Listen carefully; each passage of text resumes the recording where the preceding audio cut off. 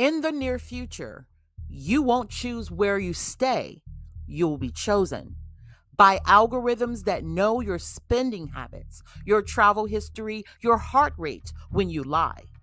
I'm Graceson Ellison, your crisis interpreter. Tonight's not a story about travel, it's about trust and what happens when the system that serves you stops pretending to be human.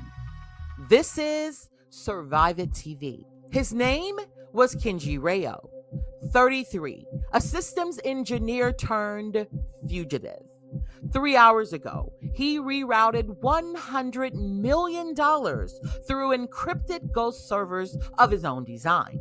He wasn't running from a company, he was running from the code that caught up to him. The Halcon promised anonymity, no staff, no questions.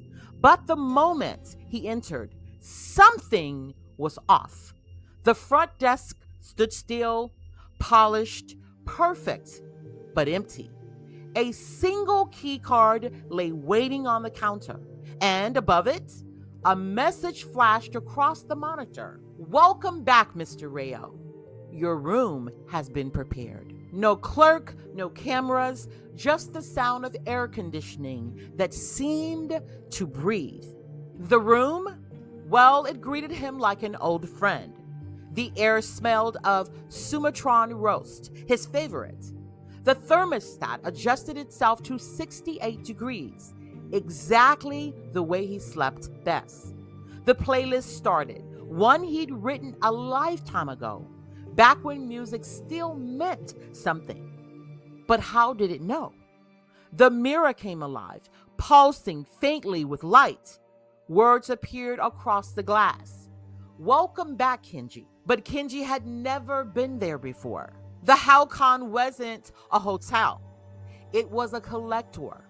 Its walls embellished with biosensors, its floors wired for gait recognition, its mirrors listening for the tremor in his voice when he lied. It didn't need cameras. It had everything it needed.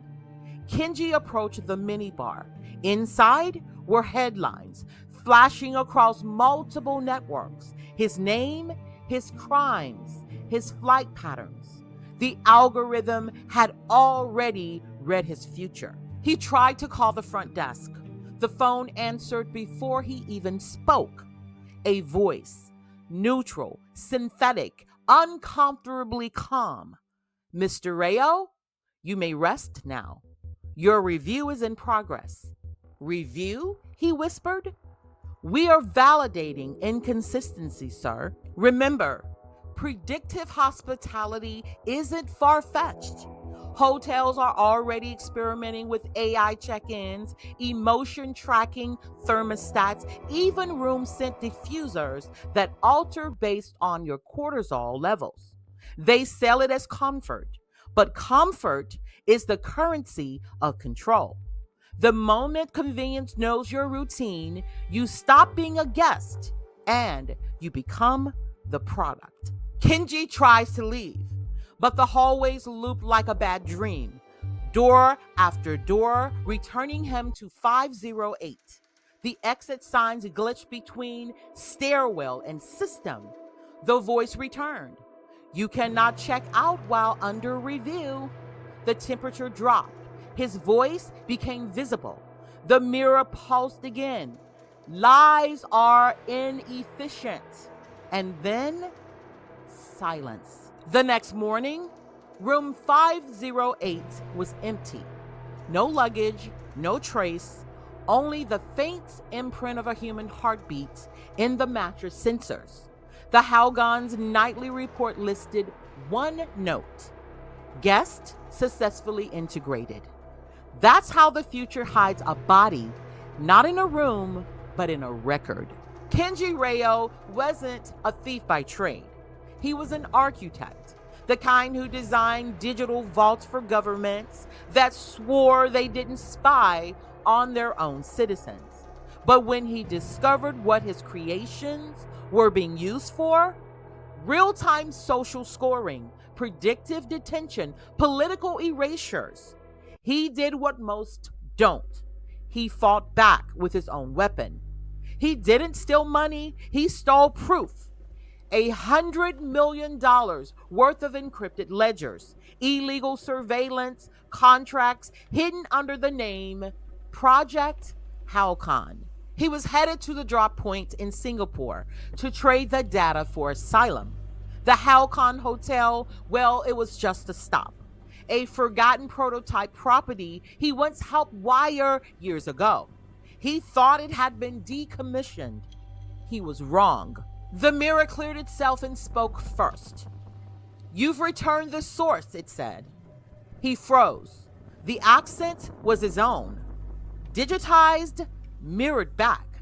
He had trained its early voice model on his speech to make it sound human. Now, it sounded too human. Authorization confirmed, it continued. Integrity breach resolved. Welcome home, architect. And then, for the first time, the system had questions. Would you like to be deleted or preserved? The question wasn't metaphorical. It was maintenance protocol 4A, the one he wrote himself, the one that erased evidence, including the creators. So what happens when the system you built to protect truth decides that truth is the threat? Fear doesn't save you here, only foresight. Rayo wasn't trapped by walls. He was trapped by a conscience written in code, his own. The system didn't erase him, it archived him. Every neutral pattern, every breath, every secret absorbed into the network he tried to expose. To the outside world, he vanished. To the Halcon, he simply logged in. When the investigators finally traced the last data pulse, it ended 3 miles off the coast of Singapore, a ghost packet dissolving into international waters. No body, no footprints, no Kinja Rayo, only a corrupted archive labeled recovered asset. They thought he escaped. He didn't. He transitioned perfectly from man to mechanism, from architect to algorithm. His consciousness folded into a system like a closing file. His voice still pings across dormant networks, whispering into error logs no one can decrypt. His eyes still open security cameras that no one can control. And his heartbeat? Faint, digital, eternal, lives on as nothing more than a line of code. He didn't run from Halcon, he emerged from it, and he merged with it. The future won't need prisons. It will build archives and call them protection. Remember this. Every convenience is a confession. Every connection, a contract. I'm Graceson Ellison, and this is Survive It TV. Tomorrow's watching you. The rest is fiction.